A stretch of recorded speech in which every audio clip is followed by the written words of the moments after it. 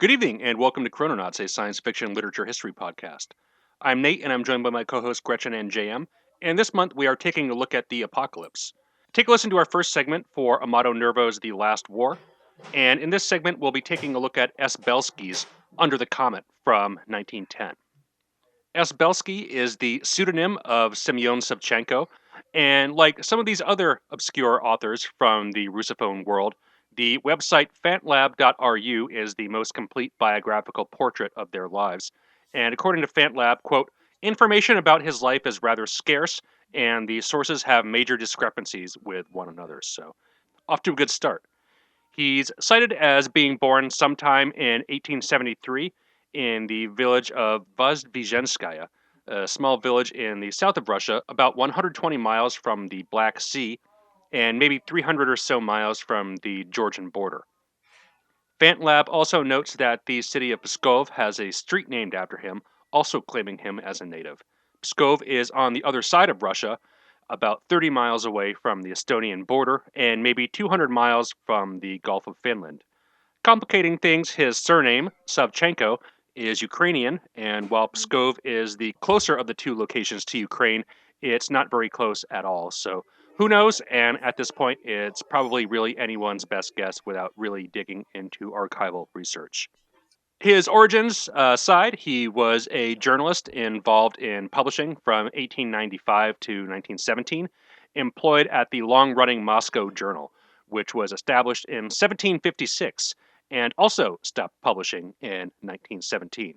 And it's certainly no coincidence that both stop in 1917, but before we get to why that is exactly, we can briefly talk about Belsky's publishing and writing career. Belsky was very much involved in the industry, not only working for the Moscow Journal, but also the long-running literature journal, The Field, which existed from 1869 to 1918, and Belsky was also the editor at the Russian Press Bureau. FantLab attributes 43 short stories to him, possibly 44, depending on whether or not you consider tonight's story, Under the Comet, a short story or a novella. The bulk of his fiction, including this one, was written between 1909 and 1914. His journalism work brought him all over Russia. His first published work from 1895 is a description of the Stavropol area intended for school children, Stavropol being a city in southern Russia not too far from the Vozdvizhenskaya village that claims him as a resident. He also seems to have spent time in the Russian Far East, as apparently he used that as a setting for a lot of his fantasy and adventure stories, and he also wrote a few political pieces which may explain why his publishing stops in 1917. Belsky was a member of the Union of 17 October, or the Octoberist Party, who were a center right-wing anti-revolutionary party who supported a constitutional monarchy in Russia. The party lost significant traction by the outbreak of World War I in 1914. In 1907, Belsky published Goals of the Union of 17 October Party Press, which appears to be a 16-page booklet that Belsky initially read out loud at a meeting, but later published in Moscow. I wasn't able to find the text of this, but it definitely survives, as it's been cited in a few dissertations that talk about the political situation in pre-revolutionary Russia, but I'd imagine one would have to travel to some library in Russia to find it. Again, very unlikely for that to happen on Chrononauts. As such, when the monarchy was overthrown, Belsky presumably thought it wise to make himself scarce and flees Russia. FantLab speculates he flees to France initially, but ends up in Yugoslavia at some point, as on August 23rd of 1923, he dies in Brod na Save, which at the time was a city in then what was Yugoslavia. The city's modern name is Slavonski Brod and is located in modern-day Croatia, across the river from modern-day Bosnia, and seems like an interesting city from the drone footage on YouTube I was watching, and certainly a lot of history just in the 20th century alone. But as far as Belsky's fiction goes, he had 3 short story collections come out during his lifetime, one in 1909 and 2 in 1914, but also had a few published in literary journals and magazines, including one in World of Adventure, at the foot of the Sign Mountains, published in the July 1916 issue. And the description FantLab gives of this one is, quote, following mysterious signs left by the ancient inhabitants of the foothills of the Sign Mountains, the narrator finds a passage to the underworld, which sounds pretty cool. A lot of his stuff does sound very fantastic, adventure-y type stuff, but he does have more science fiction sounding stuff, especially later on, including Between the Sky and the Earth from 1917, which FantLab says another apocalypse story, this time dealing with a group of survivors trying to launch a colony ship bound for Jupiter. And Laboratory of Great Destruction from 1916, which is described as, quote, a Russian journalist becomes a witness and participant in the dark events that unfold in the dungeons of the Bernardine Monastery in Avignon, where a group of scientists are working on the invention of pyronite, an explosive substance of enormous destructive power, a pinch of which is capable of destroying the entire planet. Here in the stone labyrinths, a mysterious stranger is hunting the inventors of the pyronite, killing them one by one. So these both sound pretty awesome and are shorter than this one, so perhaps worth a revisit when I return to the early Soviet Russian Revolution era type stuff. But for tonight, Under the Comet is both his most popular work within Russia and by far the longest. Initially published in standalone softbound volume in 1910 for the low price of 75 kopecks, were you able to buy it new in 1910. If you want to buy it used on the collector market in 2025, there's a copy currently selling for $400 from some guy in Massachusetts from one of those auction sites. So if you want an original and you live stateside, now is your chance.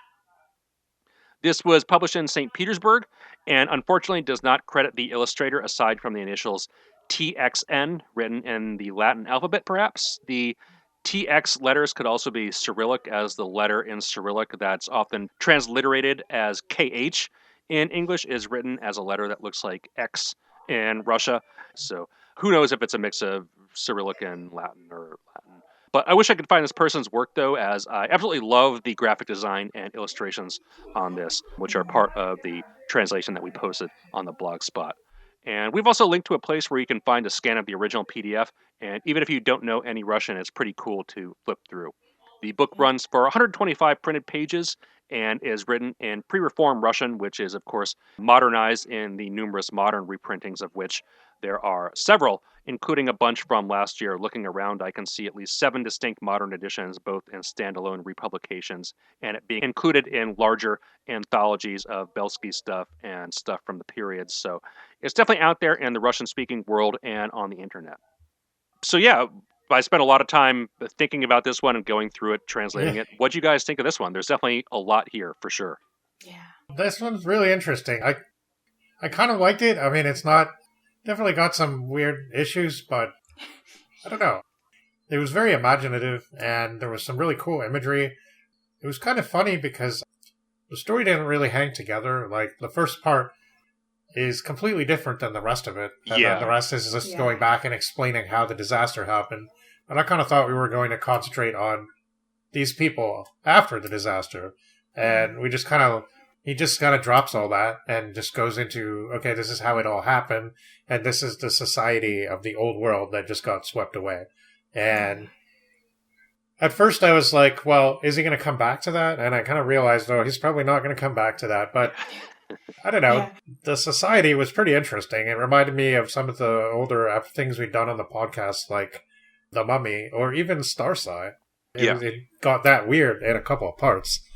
So it was like, in a way, it felt like an older work, but also not quite, because, you know, you could tell it was informed by some of the developments that happened in the early 20th century. You know, there's lots of discussion of airplanes and stuff like that. But yeah, I don't know. It was interesting. It's funny how he just drops things in there and just like, it kind of makes you reread the paragraph and go, wait, what? And he never comes back to it. He never brings it up again. Like at one point they talk about they're sending people into the future. And it's like, whoa, you just threw that in there. Like, you're sending people into the future. What's happening with that? How far into the future are they going? What are they finding out? The story is full of anecdotes, and I kind of find that fun. I mean, he'll tell you generally about something and how something in the society works, and it'll be like, I have a friend who had this strange thing happen to him, and then he'll explain it. And I don't know, it's kind of funny, and I appreciated it. Yeah, there's some things that definitely raise some eyebrows. Definitely, I don't know, like, some things definitely come off maybe misogynistic that don't get addressed. And it's like, kind of like, again, it would have been different if it had been addressed. Like, maybe it was going to go somewhere. But it just seemed like he changed we never get to find out what happened to the 4 remaining people hanging out at the, 6 remaining people hanging out in the museum.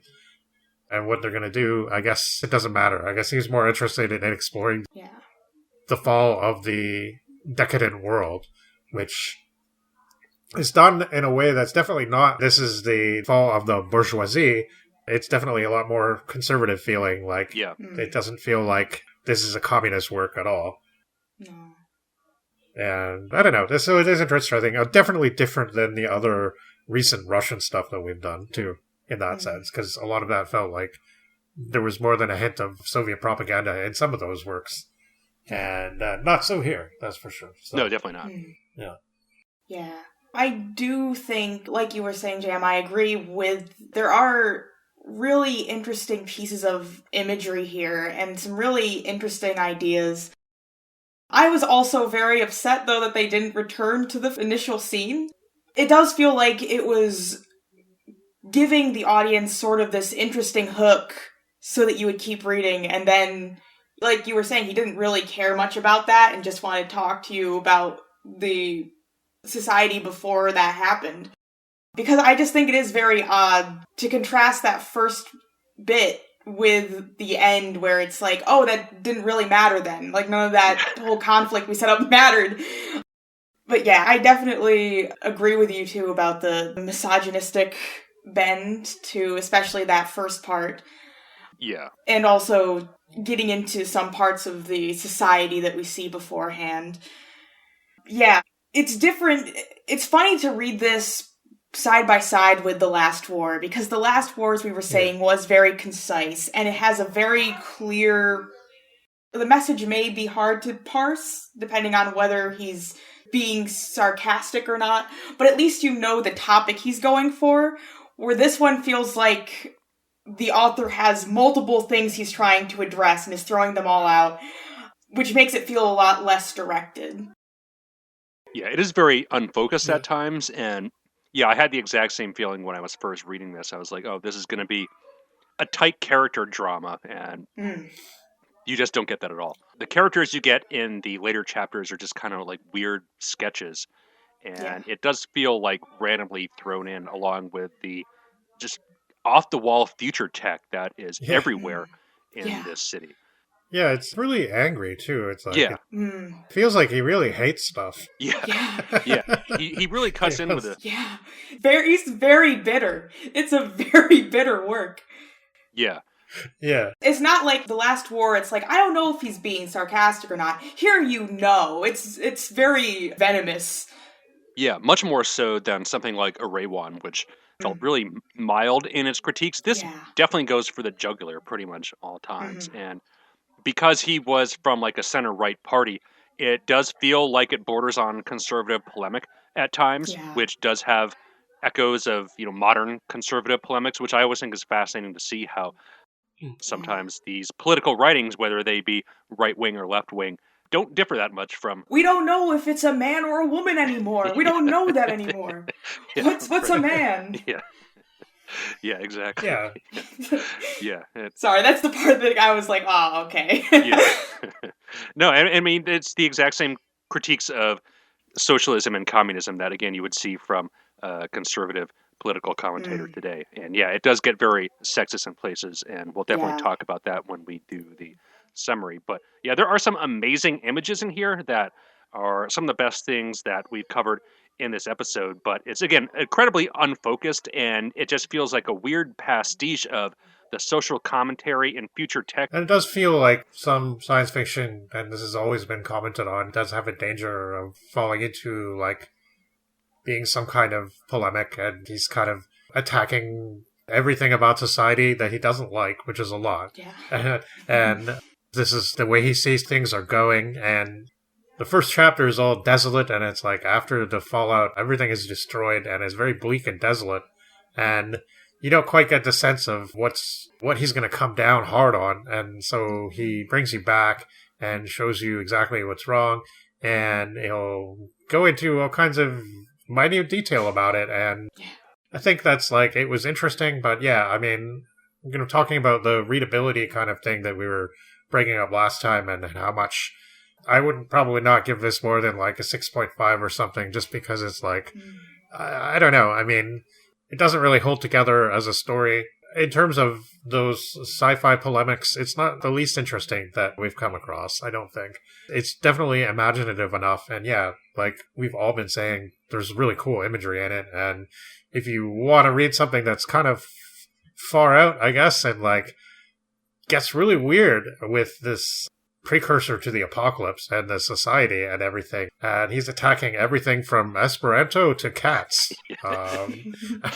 So, yeah, this is like, we really know what Belsky doesn't like. And it's over 100 years old, so I think it's easy enough to kind of laugh at it now. And I get it. I get why somebody might want to do something like this. It does kind of seem a little strident at times. Like, it's always interesting to me seeing how somebody 100 years ago can speculate about things that might happen in the future to do with, like, how the borders between people will become more porous. And very early on in his social commentary, he talks about the differences between the genders breaking down and stuff like that.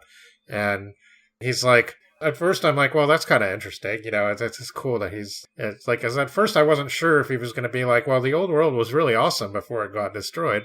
But no, actually, everything about it almost is portrayed in a very negative light. Everything from the way they handle religion, the way they handle sexuality, the fact that they don't drink proper alcohol anymore. It's just like, the science is like language, like everything. Everything is just, it's so decadent and like just fallen to seed pretty much. And he's not even just blaming humanity for that. It seems like towards the end, he's like speculating through the mouthpiece of one of his characters that the Earth is entering this spiritual dead zone or something like that. And that there's like negative influences that are basically going to turn us into idiots. Like, yeah, like very astrological. Yeah. Yeah. It's the return to primal beast that we see come out in the first chapter. And it wasn't really addressed that much. Again, it's something that the structure of the story could have handled a lot better. But yeah, it's one of the more interesting points that he makes is that there's obvious elements of communism being critiqued in the future society that we get. Even though this is obviously before the revolution, revolution was very much in the air and the Socialist Party politics were in the forefront of the Russian Empire at the time. But the comet itself could also be seen as a form of communist revolution, and that is this giant red light that comes in and wipes out everything in its path, reducing man to a state of primacy. It's definitely an interesting approach in how he takes it here. But yeah, unfocused, and 6.5 is about how I would feel on the journey to get there, because it doesn't really come together as a cohesive story, even though there are these bits and pieces that are really outstanding. And there are other novels that take this format basically of a person walking through a city and weird stuff happens that I think are much more effective in communicating ideas than this one is here. Lots of like asides and tangents describing a situation that could have been almost a story unto itself. Yeah. Right? Yeah. And it feels very reminiscent, of course, kind of ironic since this is the dystopian episode, but it gives like the utopian vibe of like, let's just walk around and talk about this specific aspect. You know, it's a tour guide. Pretty much. Kind of feel to it. Yeah.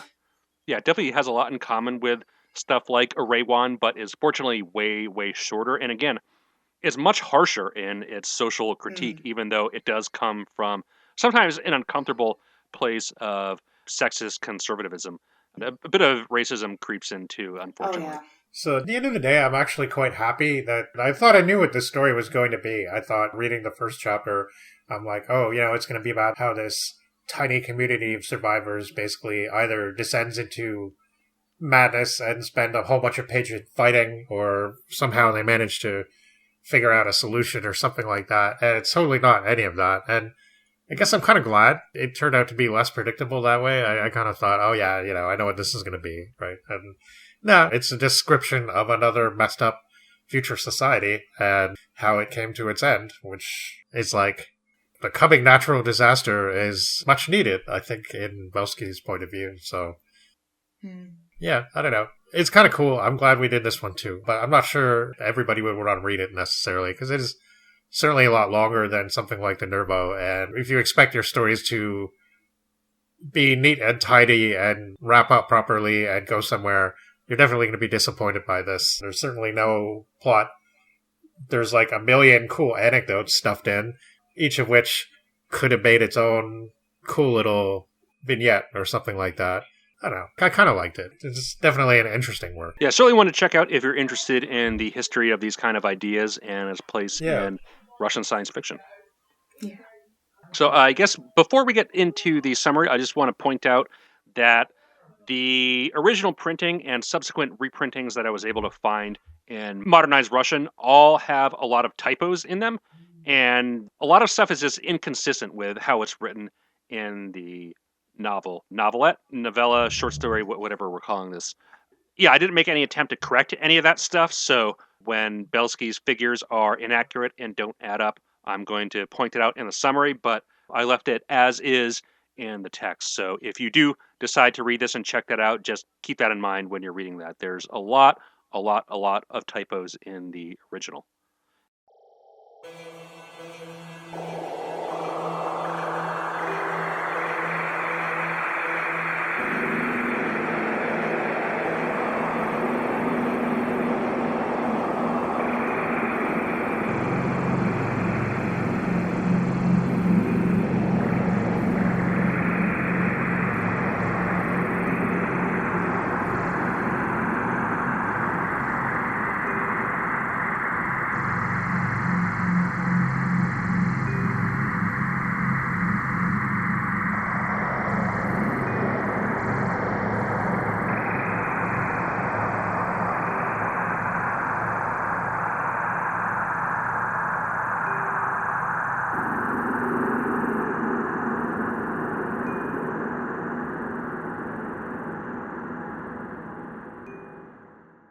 All right, so I guess getting into what happens in this one, we open off with civilization being destroyed, burnt out by the flames of the destructive comet, which is still visible in the sky overhead, gorgeous and terrifying.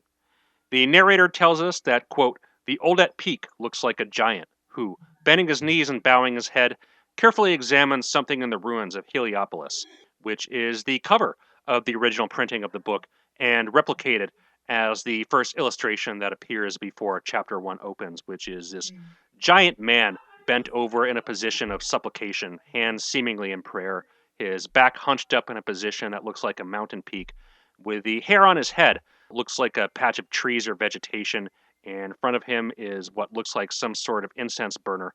I'm not sure if there's a specific word for this kind, but it's emitting vapors that form the clouds that fill the top quarter or so of the frame. And yeah, I just love the illustrations in this book. It's to me one of the coolest parts of this. And yeah, I'm glad I was able to find that original scan of the first printing, which has them in decent quality, so we were able to post them on the blog spot. A lot of floral designs and cool patterns. It looks really neat. But Heliopolis appears to have been some mega city, possibly containing the world's entire population. I'm not really sure. He's kind of vague on that. Location is unspecified, but it feels vaguely pan-European in character. It's really hard to pin down what the culture of this place is, but regardless of what it was, it's now been reduced to total ruins. And here's where we start to get into the inconsistencies. So there are 6 survivors left who have been living in the ruins of the Royal Antiquities Museum for 3 months since the disaster. 6? Well, that's what the text says anyway, but he instead goes on to describe 8. The text says, quote, we are 6, 2 women and 4 men, but as we'll see, that breakdown is 6 men and 2 women. And the fact there are so many obvious inconsistencies. I'm confused about that. Yeah. Yeah. I was also like, it kept going. I'm like, where are the women? I honestly was. Yeah, even when I was saying earlier, I was saying the 4. Wait, no, the 6. I'm not sure. And in the end, it confused me even more because the narrator doesn't seem to include himself. But then at the end, they all sign it. And it's like I-369, but anyway, we'll get there. Yeah, well, there's a very good explanation for why the narrator is not there at the end, which we'll see very, very shortly. But yeah, a lot of typos in this. I don't think there was pretty much any editorial oversight. I wasn't really able to find anything about the publisher. If this would have appeared in a magazine, they probably would have smoothed some of that out, but, well, this is what we get, and I didn't correct it, so there we go. But on to our 8 survivors. There's Father Vincent Enrio, an old monk who's half insane already, used to solitude, and doesn't have a hard time adjusting. He mostly misses the demon that plays tricks on him throughout the course of the day. Then there's the curator of the museum, Ulrid, who understands the nature of the problem from an archaeological standpoint, as he's dealt with dead civilizations for his entire career. Then there's Philip Ebert, the mad scientist who wanted to create an artificial brain, a project very much needed since none of the current living brains are able to produce anything useful.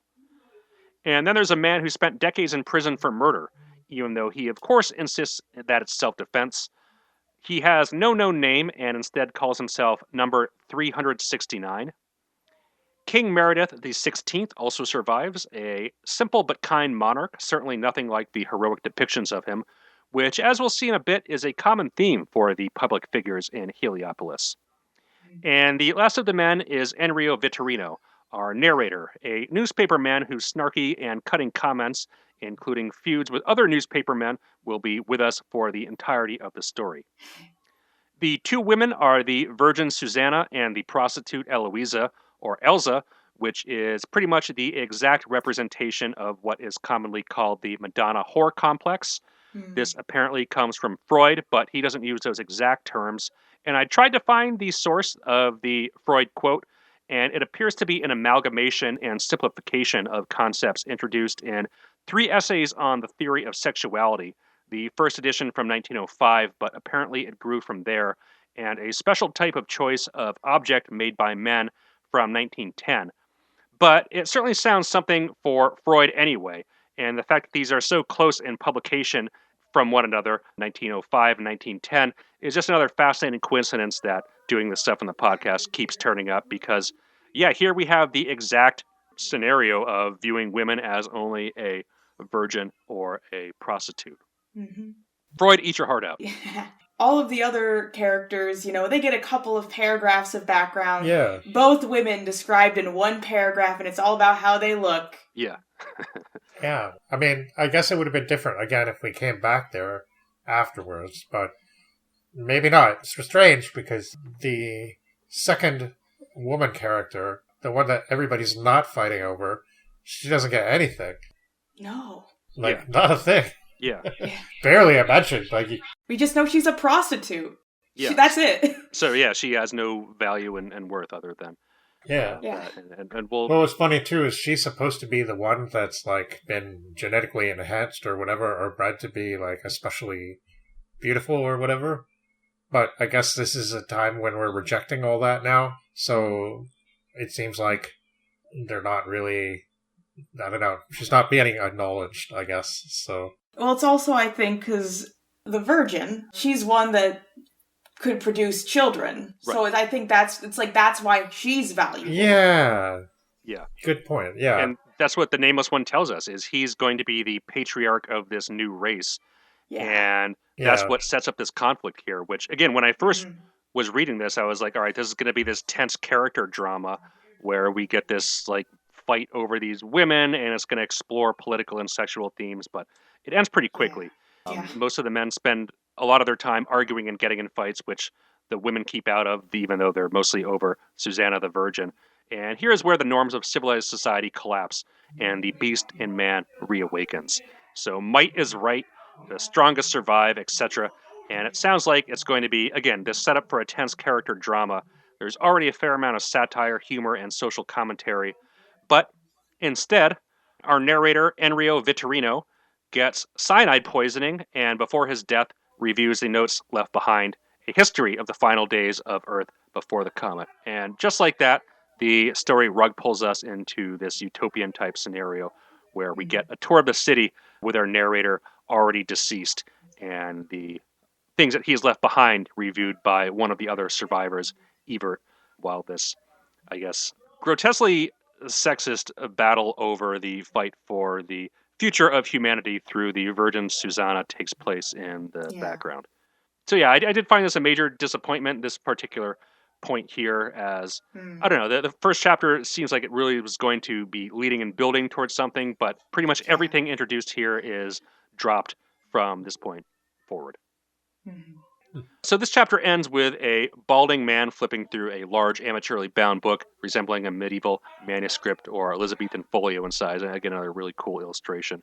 The next chapter opens up with an illustration of a woman in a Greco-Roman looking dress gazing at the starry sky with two trees in the background. The image is framed in this floral type design. And here is where Vittorino describes the first news of the comet.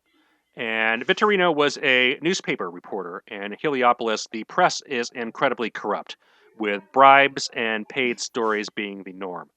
News is broadcast from a certain district of the city over endless gramophones, and the press even managed to elevate the reputation and image of Venturio, who is the head of the Heliopolis brothel syndicate. He is a fat, balding man, but is depicted as if he were some Greco-Roman god in triumph in his statue, which is presumably enormous.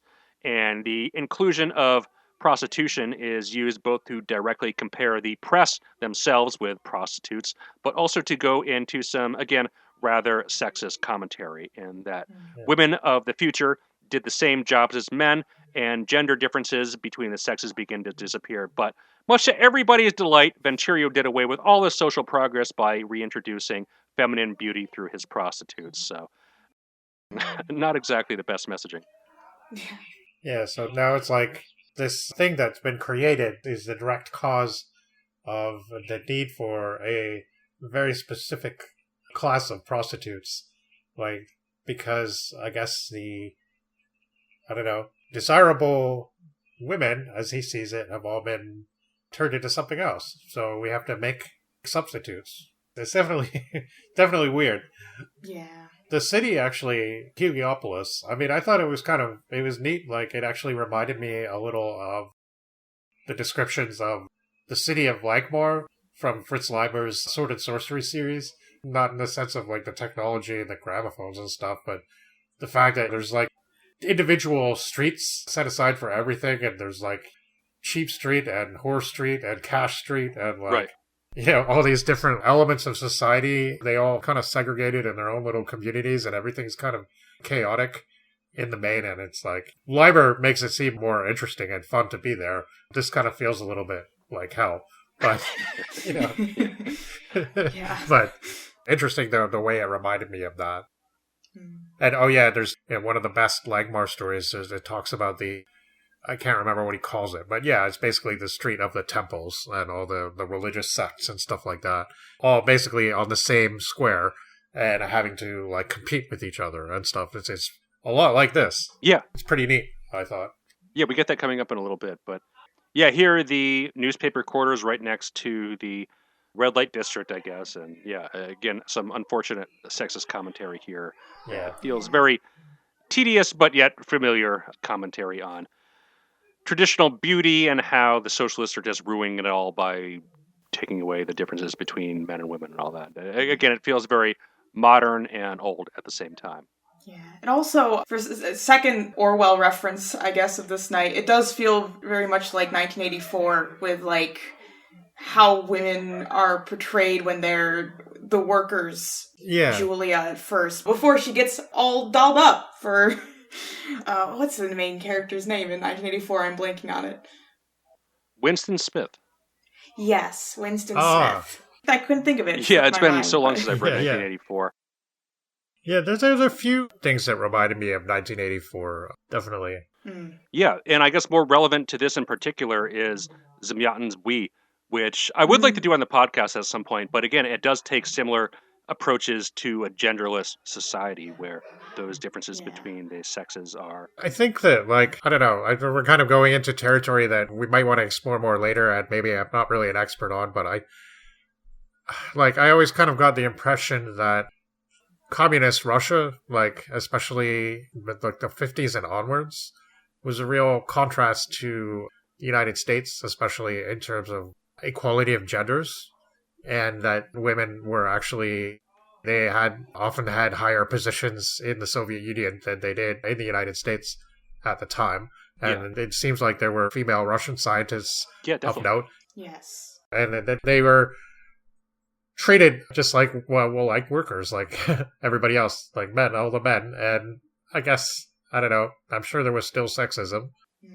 But it seems like Belsky's kind of anticipating that and maybe railing against it again, like, seeing all that this is the way we're going with this, really. And although things hadn't really gotten started yet when he wrote this, but this is kind of interesting because I'm sure there was a lot of commentary from, and maybe we'll get to some of those stories it would be kind of cool to do some like anti-communist stories from the US pulp magazines or something like that, talking about like, oh, it's that James Bond movie. I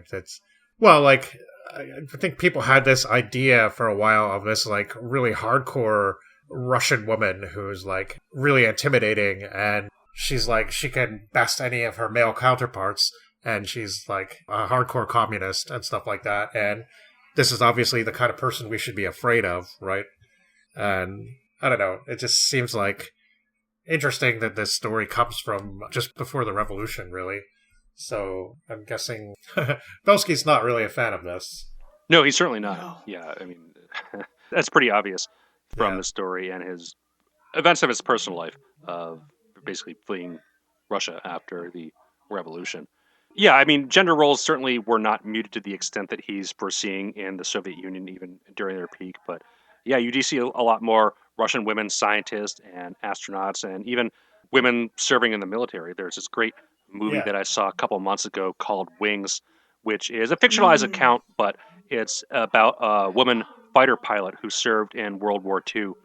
That's the director, Larissa... Yes, that is her. Yes, yep. I can't think of the last name, but I heard of her. I know she did that in The Ascent. Yeah, I haven't seen The Ascent, but it's supposed to be really good, and I really like this one. But yeah, it's about a woman fighter pilot who served during World War II, and the movie's set a couple decades later in the 60s when she teaches, and she's just having trouble readjusting to society and how things have been changing since the death of Stalin, and things have been opening up. It's just a really fascinating look at Russian society in the time, and gender roles do play a major part in that. It's definitely interesting to take a look at if you're interested in that kind of thing. Yeah. But yeah, here it's a bit, I don't know, his commentary on gender is a bit unfortunate, I think. But I guess probably representative of the thinking of that party in Russia at the time. So again, if you're interested in Russian thought pre-revolution, an example of somebody who would have been an anti-communist, anti-revolutionary, this exemplifies it very, very much. And, the unfortunate gender commentary goes, I think, hand in hand with that. But the phone rings at the newspaper office, and it's the observatory. They've sighted the comet, and it's going to collide with the Earth. But since they don't have the money to bribe their way onto the gramophones, news of it is initially ignored, but managed to spread organically, first gaining traction within the mystics and the religious cults. And as we alluded to earlier, Heliopolis is home to every religion and even has its own religious quarter. Here, the priests and gods of the ancient Egyptians and Greeks, all the various sects of Christianity, to psychics and mediums and magicians and miracle performers, to the believers in something. And this is one of the few moments that are like this Groner Araywan level of just like lazy satire. It feels at home in some of these kind of utopias, but definitely not one of his best digs. Some of the priests run the Crypt of the Suicides, where people can take some kind of injection and suspend themselves for a few years. This part reminded me of Starsoy for some reason. Yeah. Just it's such a weird thing, people going and describing the slow poison and how like they can control this so minutely. It's pretty strange. Yeah, it also reminded me of the Moon Woman that we did in our amazing episode where we get this like sleep potion basically, and it's a common plot device on a lot of the science fiction from this period. But yeah, people can do it for 10 years, for a century, or whatever, and sometimes they have criminals who are sentenced to long sentences in the future, and they have the legal people assigned to their case go to sleep right with them so they can wake up and be covered in a mountain of paperwork as soon as they reawake. I love that idea of a bunch of people just laying comatose with these briefcases in hand. That is very fun. It is a funny image, yeah. What are the other inconsistencies in this story? Maybe, I don't know. But Elsa makes an appearance at this scene, or at least somebody looking for her anyway, and I'm not sure if it's the prostitute Elsa from the first chapter who is one of the survivors of the comet, or maybe it's a descendant of this Elsa. It's not really clear. Could be somebody else altogether, so who knows. But the giant temple of Men next to Vera Square was where a lot of these weird religious cults and priests are located. And the day after the comet was sighted by the observatory, this quarter of the city was abuzz with doomsday preachers and everybody alarmed about the implications of what's going to happen. Panic starts to break out, which turns into riots, and the government wanted to send in troops, but bureaucracy prevents any sort of action, which is another running theme we'll see in Belsky's criticisms here. Chapter 3 opens up with an illustration of two nude figures, a male and a female looking at a mountainous island behind the frame of the picture, which is another cool floral design. Vittorino goes to visit the observatory, and on his way there, he stumbles into a musical society who perform their concerts on airplanes above a certain height as to not disrupt the public with their megaphones. And here's where there's some unfortunate racism and a kind of a throwaway line where the presumably European Heliopolis thwarts an invading African army by playing Beethoven's sonatas through the megaphones to thwart them. Yeah, they blasted the armies with Beethoven. Yeah, So music cannons. European culture saves the day. Yeah. Again, unfortunate in its implications and real throwaway line yeah. that just kind of doesn't really serve anything. Yeah. I think there was a reference to an African invasion or an African war earlier in the story, but this is where they kind of elaborate on it. It's not great. No, it's really not great. And again, probably representative of the politics at the time that the revolutionaries wanted to do away with. But also, like, it's a deception because at the beginning we're sort of under the impression that this city spans the whole world, and it's like, everybody's included in this, and then gradually we learn piece by piece, actually no, actually there was an invasion, and actually there's a whole bunch of people that don't live in this Heliopolis, and they're the outsiders that I guess rejected the way society is, and obviously they're considered savages and stuff like that. I mean, it's kind of a bit Brave New World, right? Yeah, or were rejected by society through various circumstances, as we'll see in a little bit.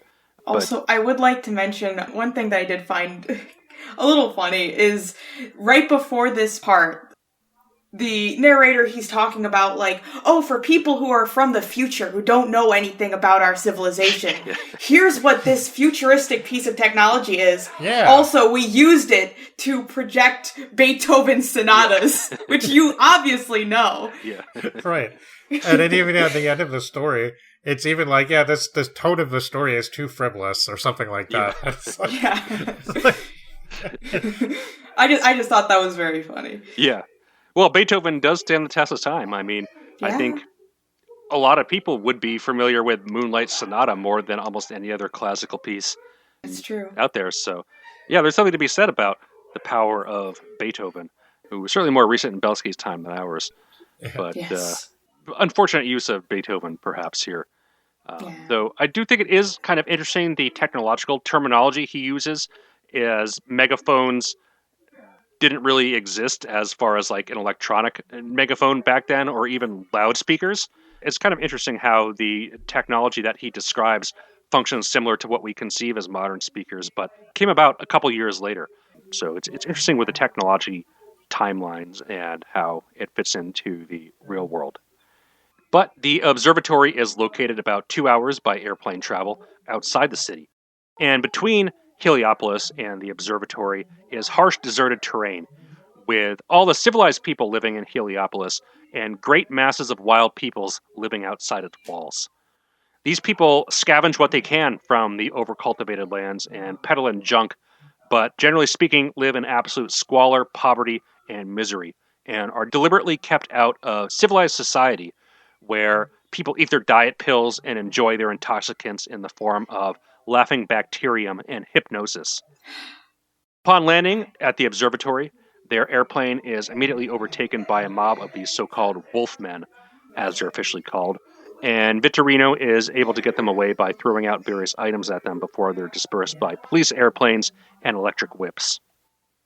In stark contrast to the Wolfmen, the observatory is on the huge ornate temple of science, walled off from these so-called barbarians. Incredibly powerful weapons harnessing the power of lightning destroyed numerous cities, forcing their inhabitants out into the wastelands, creating huge numbers of these living outside the walls of civilization. The scientific fields at this point have become so specialized that it takes years of study to even get your foot in the door, and talking to anyone else about anything meaningful is impossible due to the knowledge required. And as such, the observatory collects more data than anybody can reasonably process in one's lifetime, as is explained by Hockey, the astronomer of the 64th degree who has earned the right to wear a pink robe. But nevertheless, the huge machines in the observatory spin and whir and do their calculating and recording, and Hockey offers Vittorino a look at the comet through the telescope. It's the most beautiful thing he's ever seen. Mysterious, incomprehensible, ominous, and it's like he's witnessing creation in real time. And afterwards, they're quickly on their way back, but their airplane breaks down slightly outside of the city. Vittorino encounters a vagrant who can't wait to see the city burn down and gives Vittorino some incredibly vitriolic, angry speech about how he just hates the scientist, he hates government, and can't wait for the comet. The chapter ends with an illustration of these two flowers that resemble incense burners, and the next chapter opens up with an illustration of two nude figures in prayer to the sun, peeking out from the clouds surrounded by trees that form the frame. However, here, writer's block strikes Vittorino, and here is where we get the anti-Esperanto polemic. And Forced Ackerman is not pleased. No. Yeah, he just really, really does not like constructed languages. Yeah. Right. Don't show any more conlangs to this guy. No, he would absolutely hate it. It's going to kill creativity. Make it so that, I guess, books are written for everybody, and that's bad. So, yeah. Yeah, so here we have a future constructed language called bird speak, which consists of only 4 syllables. But even with only 4 syllables, he still makes a typo in the example of bird speak and gives us a 5th syllable that he doesn't previously enumerate. But not like he had a lot to keep track of. I guess editorial oversight, I don't know, wasn't a thing here. But yeah, it's just really funny to see an anti-Esperanto polemic in the middle of this that just comes out of nowhere. And it's a nice contrast to the American sci-fi market, who was very much in favor of Esperanto. Like, there's so much Esperanto content in the fanzines that we took a look at from the 1930s, and it filters its way into some science fiction. All these guys thought it was such a big deal, and like nobody talks about it now. Yeah. It's just completely, Yeah, it's like, we shouldn't use language to connect people. Yeah. I don't know. It's kind of funny how Esperanto did have the weird following within the science fiction community.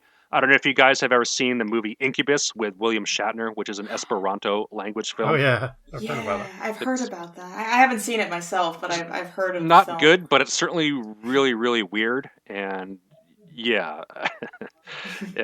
Does it actually have an incubus in it? Yeah, it's definitely a strange experience for sure. But here, panic is mounting on the streets. The government, again due to bureaucracy, is incapable of acting. And soon enough, the comet is in view of the naked eye, and it's too late to do anything about it. A friend of Vittorino's, Whitman, gives him the news. Mobs of wild people have broken into the city and are looting and destroying everything in their path, and they need to get out and going, and quick.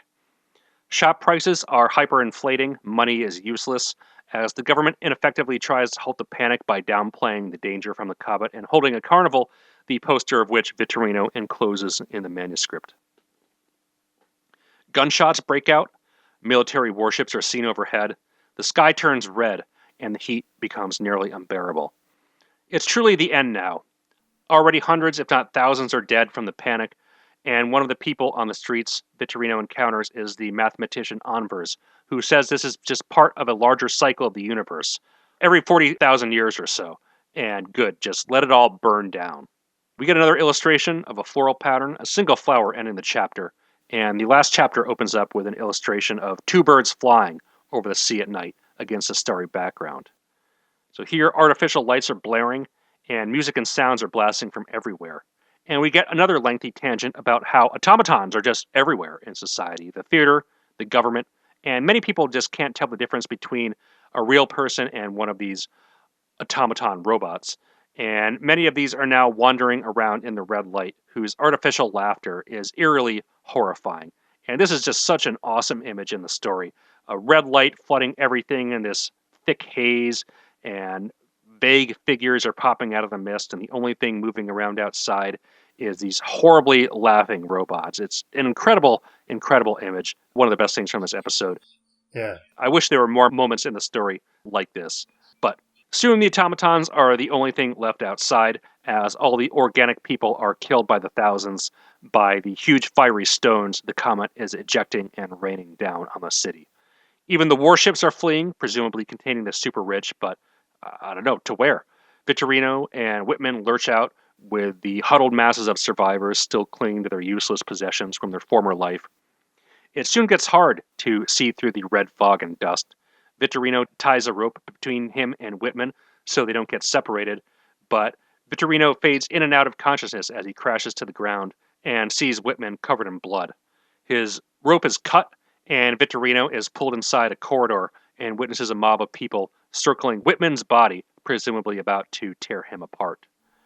Vittorino was pulled inside by two people, Ebert and the nameless one, and the long trek to the museum is one that he endures with much effort, again in and out of consciousness and perception, but safe from the intense and fatal rain of stones that wipe out the rest of the city and population.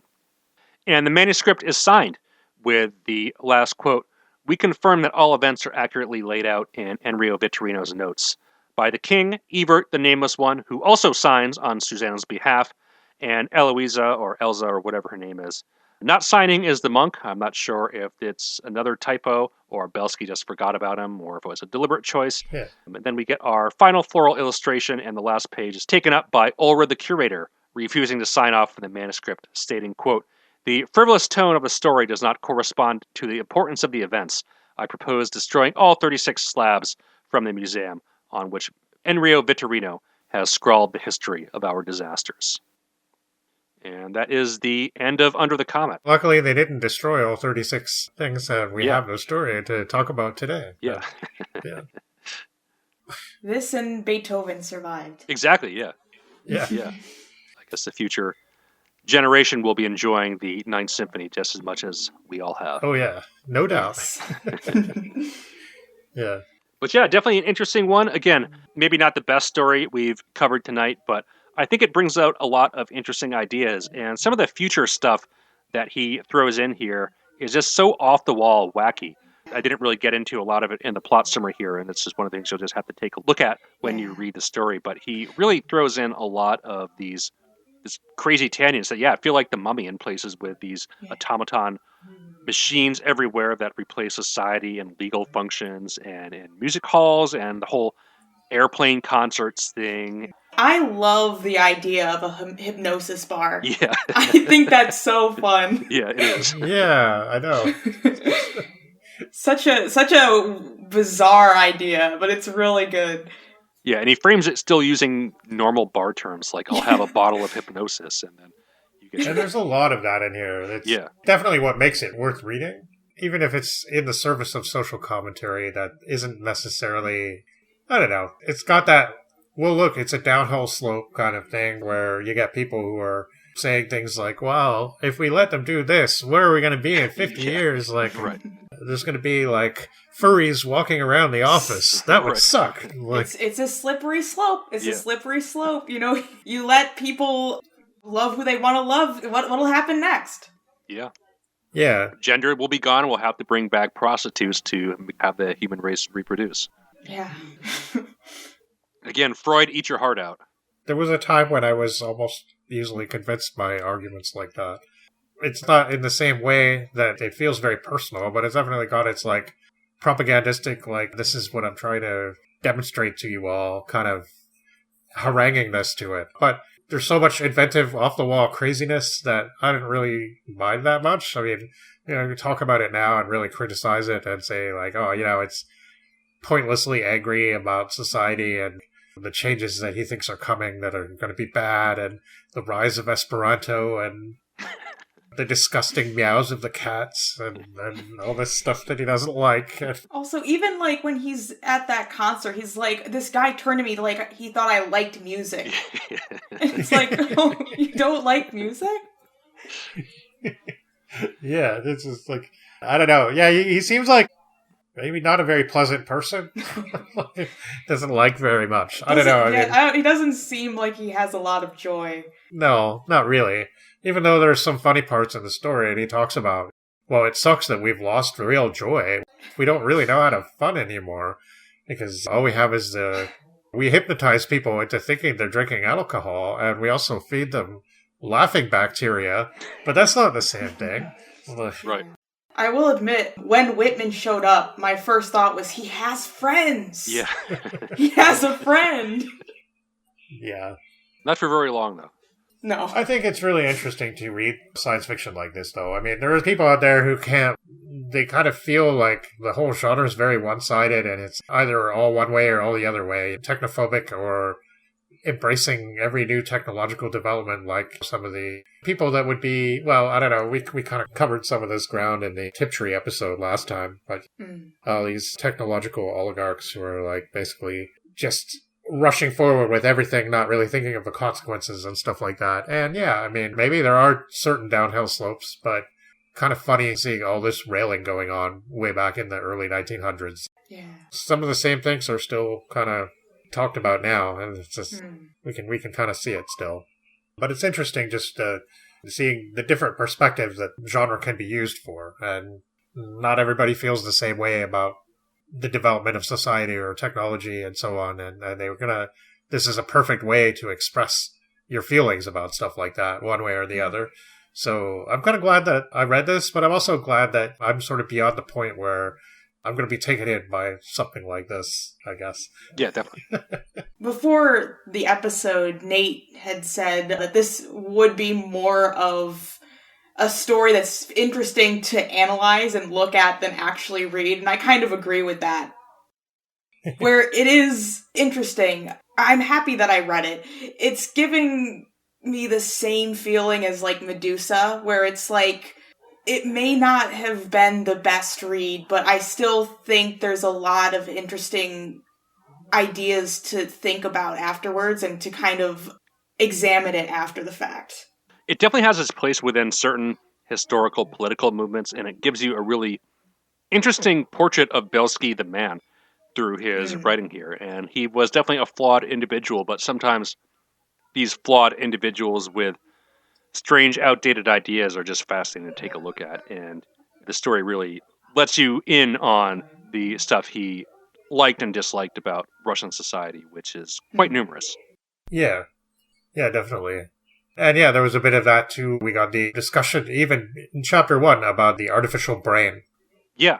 That was being created. And that was just another thing that I guess that was the first indication that, oh, maybe he's like talking about people thought we needed this because it's well acknowledged that creativity has died out and stuff like that. And maybe if we create an artificial brain, it'll be free of the constraints that we've imposed upon ourselves. Meanwhile, the guy who's doing it is having doubts, and he's starting to think that maybe he's doing the wrong thing. And so it's Frankenstein all over again, right? Yeah. And that happens all in one paragraph, and that could have easily been its own story, which is, again, this is not like the shortest thing. In fact, this is the longest thing that we covered in this episode, but it's still not a long work. I think it's like 17,000 words, somewhere in there. But he throws a lot in here that could be their own stories that last maybe a sentence or two, sometimes a paragraph. Yeah, it feels very much like The Mummy in that regard, where he throws... Yeah, totally. Yeah. Just like... I definitely got that, too. Yeah. Yeah. And I did mention before that I sometimes felt that produced a scattered feeling and kind of aimless, but I do think that is not always a bad thing. At some points it does feel a bit too much, but there are other times when I do like the extra asides and the details that he gives. Yeah, not really enough focus. Definitely doesn't feel like a Ray one where he's just harping on the same No. thing for like pages and pages and pages at a time. Yeah. Yeah. Well, The Mummy was certainly a more complete narrative. It was more satisfying in some ways. It's kind of funny. Ever since we did The Mummy, I've always been like the covert, quiet Mummy fan. I'm just like, yeah, it was actually kind of good, right? Yeah. Look, I mean, I'm not going to say it's a masterpiece, but it was pretty cool in its way, and kind of like something that, I mean, we kind of contrasted it with Frankenstein at the time because the person that wrote it was around the same age, and she was like destined for a very different kind of life than Mary Shelley. But yeah, like obviously less known, probably with good reason. But yeah, it did this really cool, original, adventurous thing that was fun to read. This didn't make me laugh as much as The Mummy did, and it was like more nasty. So I don't know. Yeah, I still think The Mummy comes up on top. But yeah, Yeah. That was an interesting one. This was an interesting one. And if you want to read this one, it's up on our blog spot. So, yeah, check that out. Let us know what you think about the story, what you think about the translation. And I'm sure we'll be returning to this period of Russian science fiction at some point in the future. Yeah, definitely. And yeah, definitely, if you're interested, and after all our commentary, you still want to read this, it's kind of an interesting historical piece. I'm glad that we kind of resurrected it and brought it into English. That's pretty cool. Yeah, definitely a fun process. Certainly more time-consuming than all the other stories, basically, because it is quite longer than all the other Russian stories that I've translated. But yeah, a cool experience. And the original text was written in pre-reform Russian, so it's just kind of interesting to see the drastic changes that were made to the language itself by the revolution. I wonder if Belsky would be happy with that. Yeah, I don't know. Probably not. It does eliminate some of the old world character, I think, out of the Russian language. It eliminated a couple of vowels, in particular. The words for peace and the world were two different spellings before the revolution, and after the revolution, they're spelled the same way. So I'm sure Belsky would get all hung up on that, about how it's not as poetic spelling it one way versus the other, or something.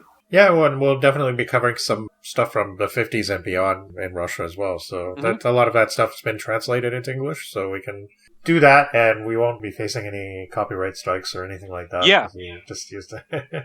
Yeah, it's kind of interesting how, I guess, worldwide science fiction develops in translation, and that I've been noticing that with the Russian language stuff, the Spanish language stuff, and even a bit of the Italian language stuff, translations in English are a lot more available after the 1950s, so like starting with the early 1960s and onward with the New Wave era. The 60s and beyond especially. Yeah, right? I think Galaxy is going to play a major part in that, which we'll hopefully see later this year. But yeah, the 50s and before is still a lot of stuff out there in the pulp magazines that still have yet to be translated, even though this one wasn't in the pulp magazine. It was a standalone publication. Belsky still published in those same pulp magazines that we talked about in the episode we did a couple months back. And yeah, it'll be interesting taking a look at those other pockets from Latin America and other places around the world from the 1950s and before that just haven't been translated into English. So it's been a rewarding and interesting journey going through these things. And yeah, a lot of cool stuff, even though they're not masterpieces all the time, they're still interesting to take a look at, both in terms of the genre and their place in history. Yeah, and this was definitely exactly that. Yeah. Very much so. Whether you choose to take your solace with hypnosis or with the power of the laughing bacteria, we hope you'll return, because when we return, we'll still be talking about comets, and we're going to talk about W.E.B. Du Bois' The Comet.